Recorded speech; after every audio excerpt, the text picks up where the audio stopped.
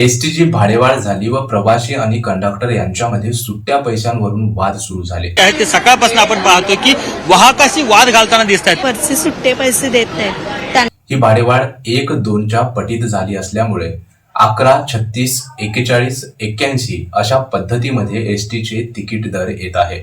खरं तर ही भाडेवाढ 5च्या पटीत असली पाहिजे होती, जेणेकरून 15, 20, 25 आणि 30 अशा प्रकारची तिकीट दर आले असते व प्रवासी आणि कंडक्टर यांच्यात वाद झाला नसता. या भाडेवाढी विरोधात सेवाशक्ती संघर्ष आणि कामगार संघटना या दोन्ही संघटनांनी एसटी महामंडळाला अशा प्रकारचे पत्र लिहिले.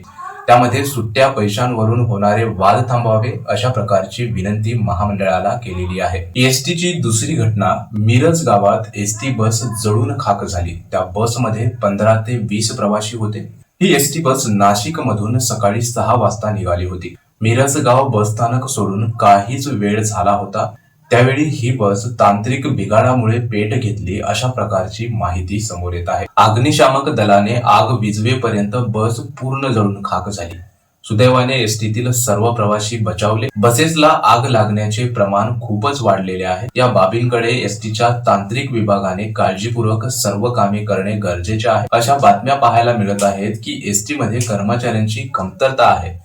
कर्मचाऱ्यांच्या कमतरतेमुळे देखील अशा घटना घडू शकतात, कारण राहिलेल्या कर्मचाऱ्यांवर अतिरिक्त कामाचा ताण पडून काम व्यवस्थित होत नाहीत. त्यामुळे एसटी मध्ये कर्मचाऱ्यांची भरती करून जबाबदार कर्मचाऱ्यांकडून बसचे व्यवस्थित काम करून घेणे गरजेचे आहे, जेणेकरून अशा घटना घडणार नाहीत.